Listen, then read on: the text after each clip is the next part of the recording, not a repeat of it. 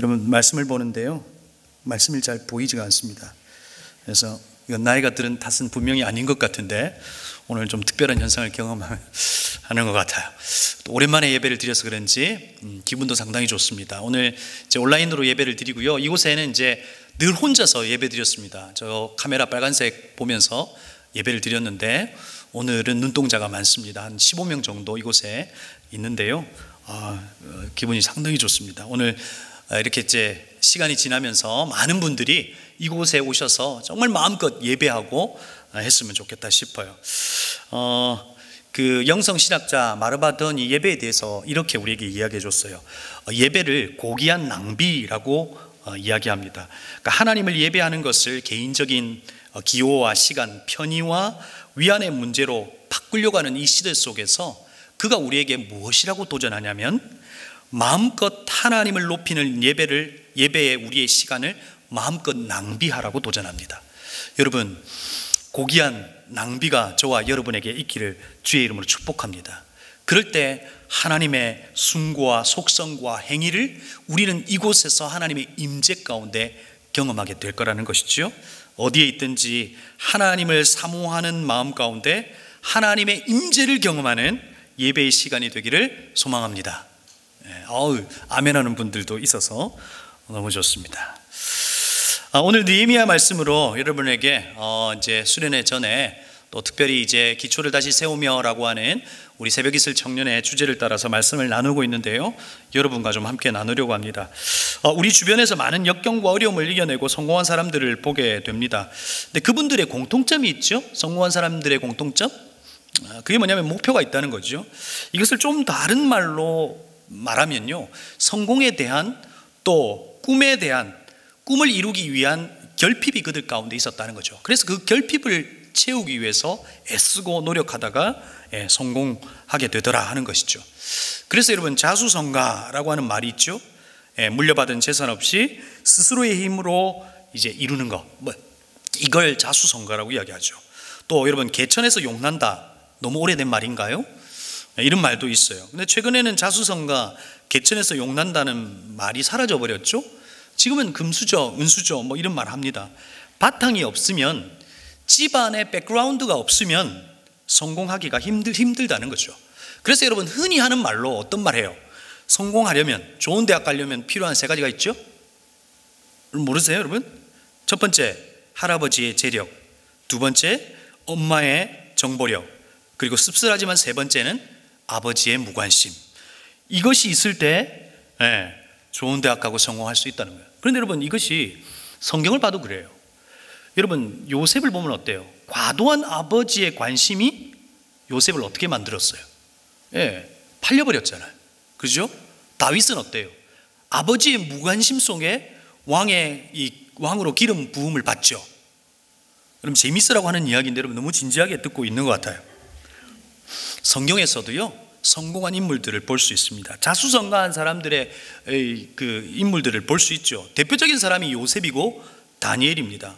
감옥의 제소자로 있던 이가 또 왕족이긴 했지만 포로로 끌려간 메대 제국에서 이 총리가 되어버리죠. 대단한 일이죠. 그리고 여러분, 다윗도 한번 보세요. 양치기 소년 아니에요? 그런데 그가 이스라엘의 2번째 왕이 되어버리죠. 그런데 여러분, 최고의 성공을 거둔 성경의 인물들이 가지고 있는 공통점은 앞에서 이야기했던 자수성가한 사람들과는 좀 다릅니다. 그들은 자신의 결핍을 채우기 위해서 애쓴 것이 아니라 하나님께서 이들의 결핍을 채우시더라는 겁니다. 그리고 하나님이 꿈이 된 사람, 하나님이 주어가 된 사람, 바로 그 사람 하나님께서 형통케 하시더라는 겁니다. 여러분, 2021년을 이제 그제 설날이었잖아요. 우리 다시 시작하는데, 여러분, 하나님이 주어가 되고 우리의 결핍을 채우시는 그 하나님의 은총을 경험하는 한 해가 되기를 주님의 이름으로 축복합니다. 그러면 됩니다. 그럴 때 하나님께서 우리를 형통케 하실 수 있다는 겁니다. 이것이 세상의 성공 방식과 다르더라는 겁니다. 그런데 오늘 이와 함께 성공한 사람의 반열에 이름을 나란히 올릴 수 있는 사람이 있는데, 바로 그 사람이 오늘 성경에서 보고 있는 느헤미야입니다. 페르시아 왕 아닥사스다 술 맡은 관원이었습니다. 여러분, 당시에 술 맡은 관원은요, 뭐 요즘으로 하면 뭐 양조장 사장이나 생맥주 공장 사장 이 정도가 아니에요. 왕에게 올리는 술을 선정하고 맛을 보고 독소의 유무를 가리는 일이기에 왕과 술 맡은 이 관원장은 밀접한 관계를 맺고 있고 사실은 절대 권력의 한 축이 될 수 있는 사람입니다. 그런데 여러분 한번 생각해 보세요. 느헤미야가 포로였다고요. 포로자가 제국의 관원이 되고 엄청난 성공을 거두고 그 땅에 있는 동포들이 이 느헤미야를 보면서 뭐라고 이야기했겠어요? 여러분, 그 아이들의 자녀들에게 뭐라고 이야기했겠어요? 넌 커서 느헤미야처럼 돼야 돼 라고 분명히 말했을 거예요.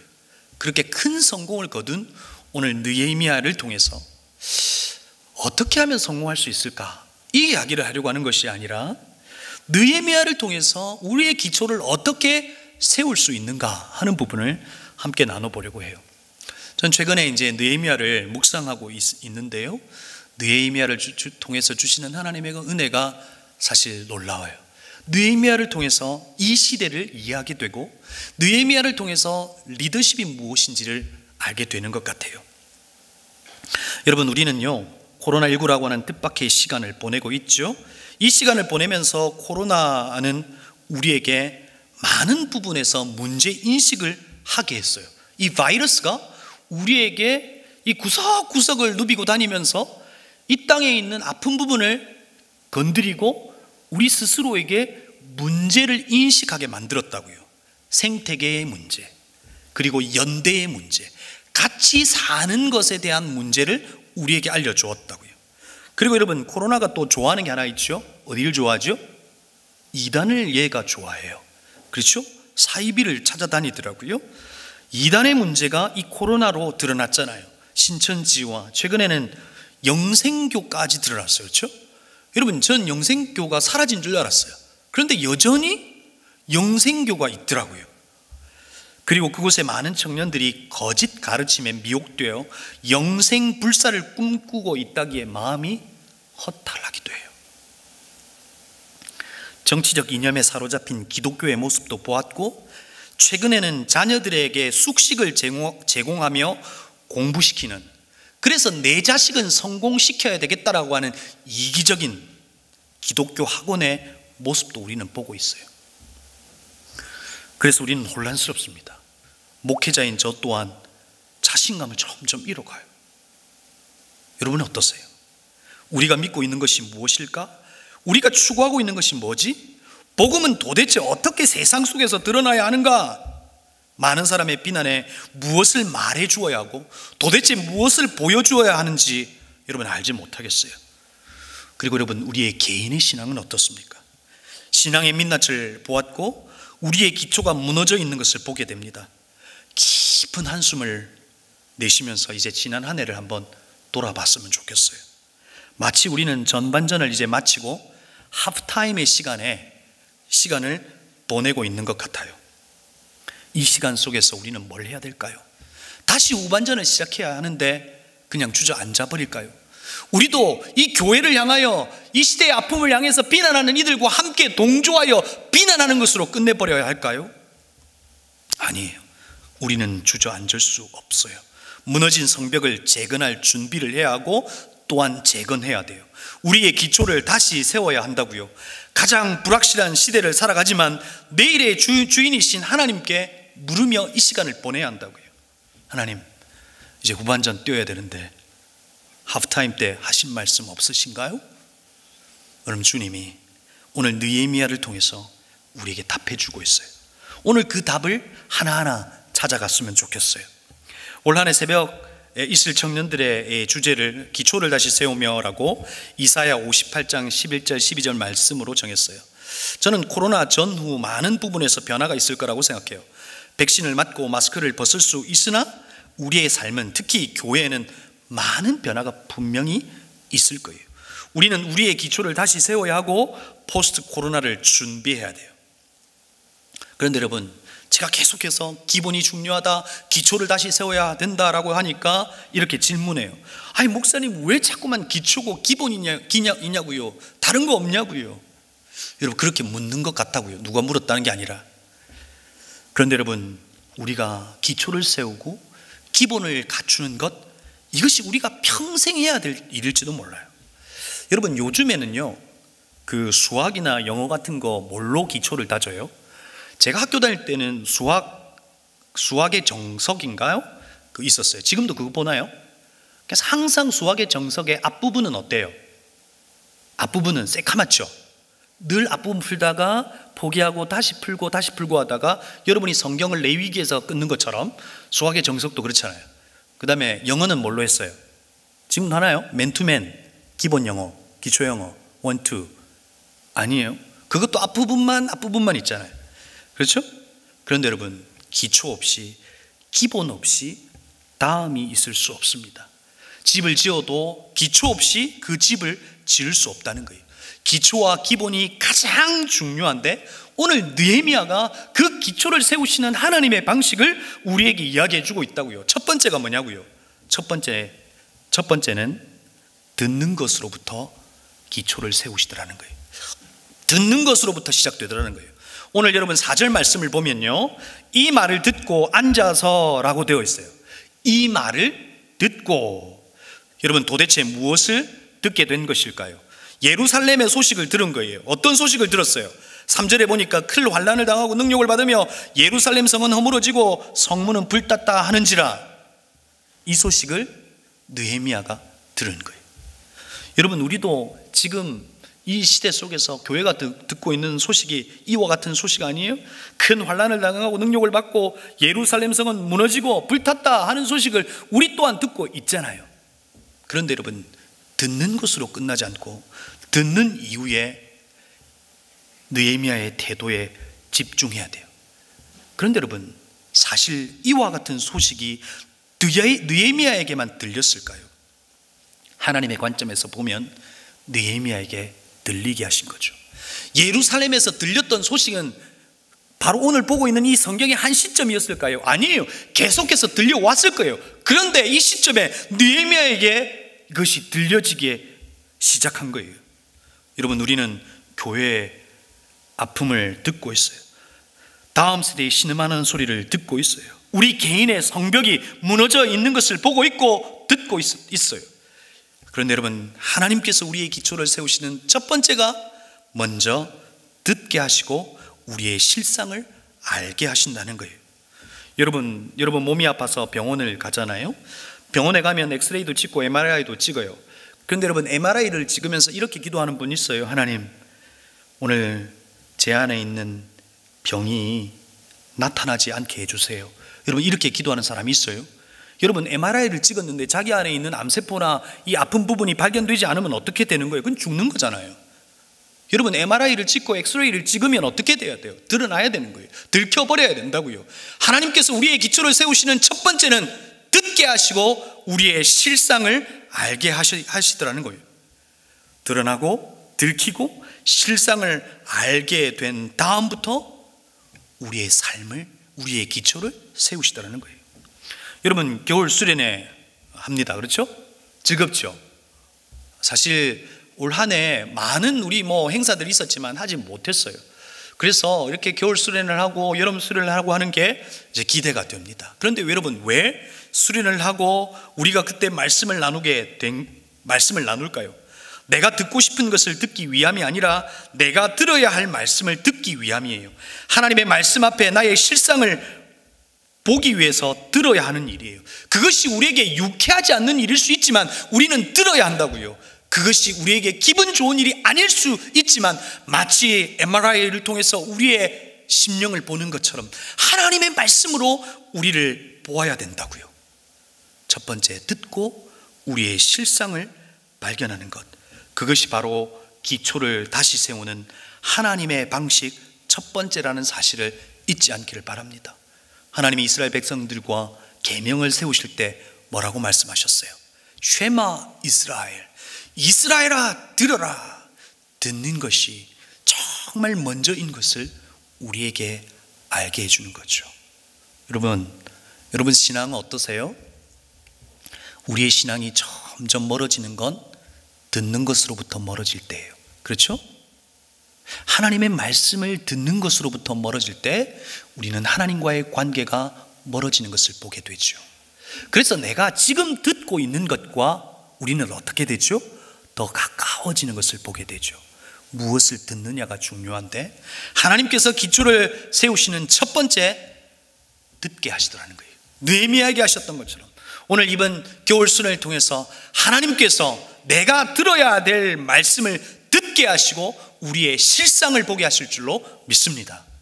그러면 겨울순에 이제 100명 이제 다 돼가더라고요. 그렇죠? 7명 남았나요? 조금 더 분발하셨어요.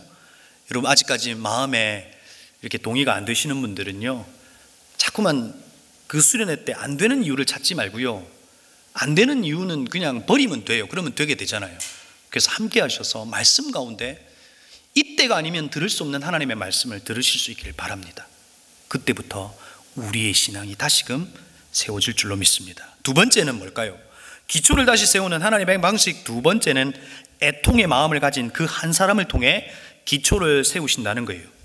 여러분, 말씀을 한번 볼까요? 느헤미야가 4절에서 이제 듣고 무엇 하는지를 한번 보세요. 느헤미야는요, 술 맡은 관원장이라 그랬어요. 그에게 높은 관직의 품위는 이제 사라져버린 것처럼 보여요. 어떻게 해요? 덜썩 주저앉고 막 울고 있어요. 다 큰 어른이. 그러면서 여러분, 하루도 아니고 여러분 수일 동안 울고 금식하고 기도하고 있는 모습을 보고 있는 거죠. 하나님 앞에 애통의 마음으로 긍휼을 베풀어 달라고 기도하고 있는 모습을 보게 되는 거죠. 여러분, 한번 생각해 보십시오. 오늘 이스라엘 백성들이 당하는 고통이 느헤미야 때문이에요? 아닙니다. 느헤미야가 지은 죄의 결과도 아니라는 거예요. 그런데 여러분, 그냥 들었을 뿐이에요. 들었지만 그 마음 가운데 애통의 마음을 주시고, 오늘 6절에서 우리 읽지 않았지만 6절에 보면 자신의 죄가 아니라 민족의 죄를 마치 자신의 죄로 생각하고 좌백하고 용서를 구하고 있는 것을 보게 되는 거예요. 그런데 여러분, 오늘 우리가 1장을 시작하면서 4절에서 수일 동안 울고 슬퍼하는 이 질질 짜고 있는 느헤미야를 통해서 우리는 뭘 알 수 있어요? 우리는 이 결과를 알고 있잖아요. 그의 눈물을 통해서 하나님께서 그 한 사람의 애통을 통해서 개인의 애통으로 넘어 9장에 보면 어떤 일이 벌어져요? 백성들이 함께 동의하고 자복하는 모습을 보게 되는 거죠. 바로 기도하는 한 사람을 통해서 온 백성이 애통해하는 모습을 보고 있는 거죠. 생명을 가진 한 사람, 애통의 마음을 가진 바로 그 한 사람을 통해서 하나님은 역사하시더라는 거예요. 우리의 목장에 한 사람을 두고 애통해야 하는 마음이 있는 바로 그 한 사람을 통해서 하나님은 목장을 회복시키실 거예요. 이 공동체를 보면서 애통해야 하는 그 한 사람을 보면서 하나님께서는 우리를 회복시켜 주실 거라는 거예요. 그런데 여러분, 이 애통이라고 하는 이것에 대해서 토마스 왓슨은 애통에도 종류가 있다라고 이야기해요. 그러니까 위조된 애통이 있다라고 말해요. 근데 정말 하나님이 원하시는 애통은 뭔지를 우리가 한번 살펴보자고요. 여러분, 위조된 애통 첫 번째는 뭐냐면 자기 절망이에요. 이건 어떤 경우에서 찾아볼 수 있냐면 유다의 경우에서 찾아볼 수 있죠. 자기의 스승을 팔고 뭐하죠? 애통해요. 절망해요. 이건요, 위조된 애통이라는 거예요. 두 번째는요, 억지스러운 애통이에요. 가인이 자신이 받을 형벌이 너무 가중했어요. 그래서 애통했어요. 여러분, 이것은 감정에 기초한 애통이기에 사실 이건 위조된 애통이라는 거예요. 감정이 아니라 진리 앞에서 반응해야 된다는 거예요. 그게 진짜라는 거예요. 세 번째는요, 외식의 애통이에요. 사람에게 보이려고 하는 행동이에요. 남에게 경건한 존재인 것처럼 보이기 위한 애통이 있어요. 또 헛된 애통도 있어요. 우리 애들이 가끔 하는 말이에요. 아빠, 오빠 때문에 아파 죽겠어요. 그렇죠? 누구 때문에 아파 죽겠다라고 말하면서 애통해야 하는 헛된 애통도 있어요. 그런데 여러분, 하나님이 원하시는 애통은 다윗과 같은, 느헤미야와 같은 애통이에요. 나단 선지자를 통해서 자신의 죄를 듣게 되죠. 진리 앞에 선 다윗이 침상에 눈물을 적시면서 기도하고 있어요. 예수님께서 우리에게 말씀하셨어요. 애통하는 자는 복이 있나니. 진리 앞에 자신의 죄를 돌아보는 애통이 있어야 그 애통의 마음으로 또한 타인을 바라볼 수 있다는 거예요. 바로 그 애통, 그 눈물로 하나님의 역사는 시작되더라는 거예요. 여러분 성경 어디를 보세요. 하나님의 역사는 눈물로 시작된 것을 보게 돼요. 아일랜드 시인이자 극작가인 오스카 와일드는 이런 시를 우리에게 남겼죠. 슬픔이 있는 자리가 우리의 성지이다. 애통이 있는 그곳이 목장이라면, 바로 그곳을 우리가 위해서 눈물을 흘린다면 바로 그곳이 성지가 될 수 있다는 거예요. 슬픔의 자리, 애통의 자리에 우리가 눈물을 흘릴 수 있다면 바로 그 무너진 곳이 다시금 세워질 수 있다는 거예요. 그 무너진 곳이 바로 나라면, 나를 위해서 애통해하고 눈물을 흘린다면 하나님께서 그 애통하는 가운데 하나님의 일을 시작하시고 우리에게 다시금 기초를 세우신다는 거예요. 여러분, 제가 이번에 잠깐 시골에 다녀왔어요. 어머니 칠순이시기도 하고 가서 예배도 좀 드리고 같이 저녁에는 정말 주님의 이름을 부르짖으면서 좀 기도했어요. 가정도 여러 가지 위기가 있고 또 교회도 어려움이 있어서 좀 예배를 드려야겠다 하는 마음 가운데 그랬어요. 그러다가 이번에 수련회 하면서 그 사진을, 어릴 적 사진을 보내달라고 해가지고 2번 퀴즈 하면서 제 어릴 적 사진 다 줘버려가지고 다시 가서 시골에 가서 앨범 막 뒤적거려 보니까 재밌는 사진이 많더라고요. 제가 사진 한 장을 한번 보여줄게요. 이건 퀴즈 때 쓰지 마세요. 이거예요. 이게 저 한번 찾아볼래요? 35년 정도 된 것 같은데 전인 것 같아요. 다행히 흑백이 아니라서 너무 감사해요. 그럼 흑백이면 저를 얼마나 올드하게 보겠어요. 네. 앞에 검정색 옷 입고 있는 애 있죠. 반바지에 스타킹 신고 있는 애. 스타일 참 괜찮아요, 그렇죠? 동의하면 아멘 하시기 바랍니다. 네. 아무튼 그런데 여러분, 제가 이 모습을 보면서 무슨 생각을 했냐면, 제가 이곳에서 신앙생활을 했거든요. 그런데 그러고 나서 밤에 그 교회 십자가를 보는데요, 제가 학교를 다닐 때는 자전거를 타고 다녔어요. 조금 놀 때는 나중에 오토바이를 타고 다녔는데, 자전거를 타고 다녔는데 그때마다 학원을 마치고 돌아오면 깜깜해지잖아요. 그래서 그 멀리 있는 십자가를 보면서 늘 기도했어요. 그렇죠? 무서우니까 기도했고, 그냥 그렇게 기도하는 게 너무 행복하더라고요. 그때 어떤 기도를 했겠어요? 제 기도도 했고, 하나님 나 잘되게 해달라고 했고, 우리 가정 개떡 같은데 주님 좀 바꿔달라고 기도도 했고 그랬어요. 그 기도가 생각나더라고요. 그런데 여러분, 그러고 나서 내 삶을 돌이켜보니까 하나님의 역사는 어디로부터 시작됐냐면 눈물로부터 시작됐어요. 눈물이 씨앗이 되고 눈물이 생명이 되어 하나님께서 우리의 기초를 세우시고 우리의 삶을 바꾸어 내시더라는 거예요. 여러분, 저는 이 시기를 보내면서 여러분에게 이 눈물이 회복될 수 있기를 바라요. 특별히 수련회를 하면서 바로 그 눈물이 회복될 수 있는 시간이 될 수 있기를 바란다고요. 그럴 때 하나님께서 어떻게 느헤미야에게 삶 속에 역사하시는지 한번 볼래요? 2장을 보면요, 재밌는 부분이 있어요.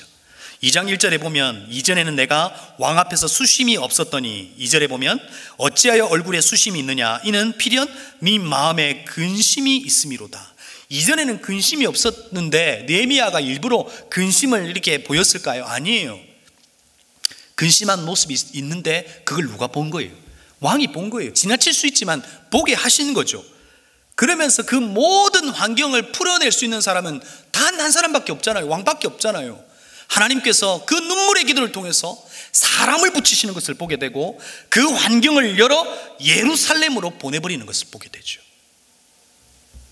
이것이 주는 교훈이 뭔지 아세요? 여러분, 여러분의 힘으로 안 된다고요. 그걸 빨리 포기할 때 하나님께서 하나님의 타이밍에게 하나님께서 역사하신다고요. 그렇죠? 오늘 우리는 하나님께 눈물로 기도할 때 환경을 바꾸시고 사람을 붙여내시는 것을 우리가 보고 있는 거죠. 그래서 여러분 2장 8절에서 뭐라고 고백하냐면, 내 하나님의 선한 손이 나를 도우심으로 왕이 허락하고 이 모든 것이 하나님께서 하셨다라고 하는 것을 느헤미야가 고백하고 있는 거예요. 무엇으로부터 출발했냐고요?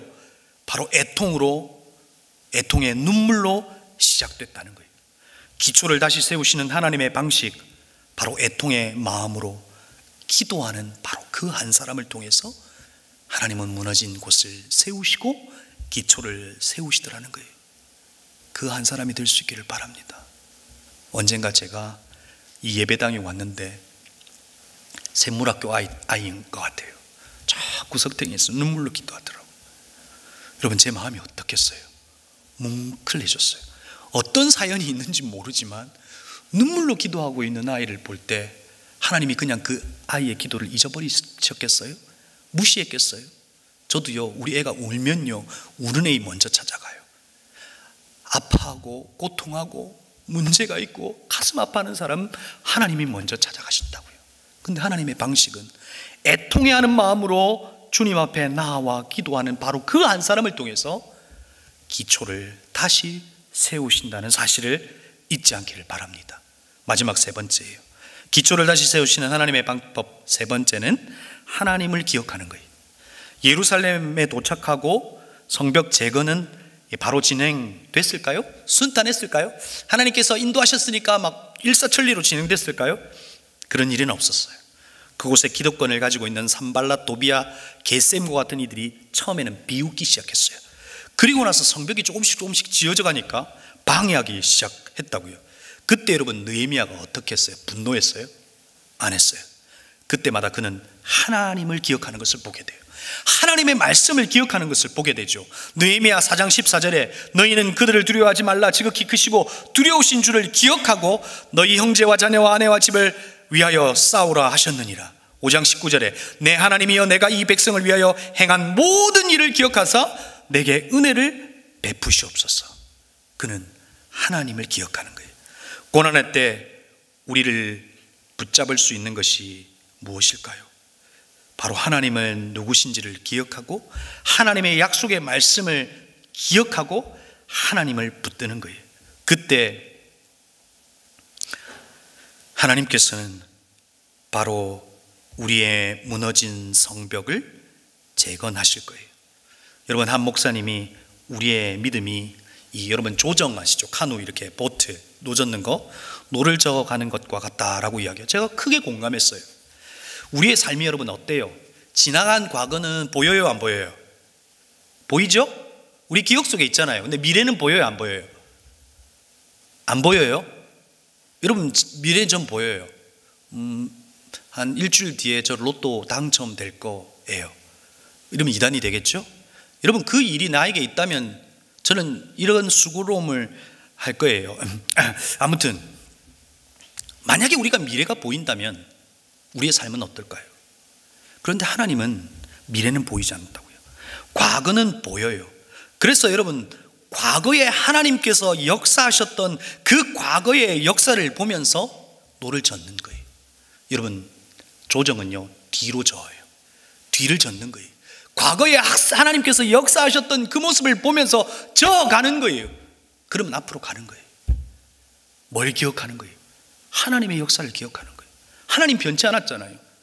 우리가 아파서 이 고통하고 있을 때 하나님 우리와 함께 하셨던 거 여러분 아시잖아요. 우리와 함께 하셨던 그 하나님과의 추억, 하나님의 역사를 기억하면서 저어가는 거예요. 그럴 때 하나님은 기초를 세우시고 하나님의 역사를 이루시더라는 거예요. 말씀을 정리합니다. 하나님은 우리의 기초를 다시 세우기를 원하세요. 듣는 것으로 시작해서 애통의 마음으로 기도할 때 무너진 기초를 다시 세우실 거라고 확신합니다. 때로는 고난도 있고 비웃음도 있을 수 있습니다. 다른 사람의 방해도 있을 수 있습니다. 그때 우리는 뭘 기억한다고요? 하나님을 기억하는 거예요. 하나님이 내 삶 가운데 역사하셨던 것을 떠올리는 거예요. 하나님의 역사를 기억하고 하나님의 말씀을 기억하고 노를 저어가는 거예요. 그때 우리의 기초는 바로 설 수 있는 거예요.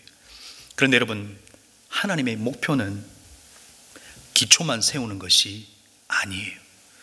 저와 여러분이 뭐가 되는 거예요? 성전이 되는 거예요.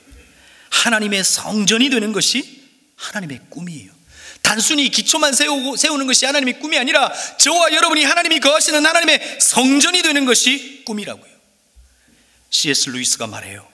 내가 예수님을 내 인생에 초대했을 때 나는 예수님이 내 인생의 집에 벽지를 새로 바르고 그림 몇 점을 걸 것이라고 생각했다. 그러나 예수님은 벽을 때려 부수고 방을 다 만들기 시작하셨다.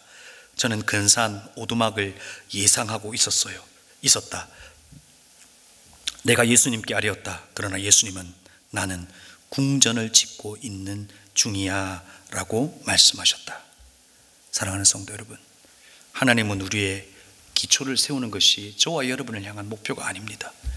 저와 여러분을 성전으로 세우기를 원하세요. 성전으로 세우려면 여러분 마음에 들어와서 그냥 벽지 한 장 붙인다고 꽤 괜찮은 성벽이 되고 성전이 되는 게 아니에요. 허물어 버려야 돼요.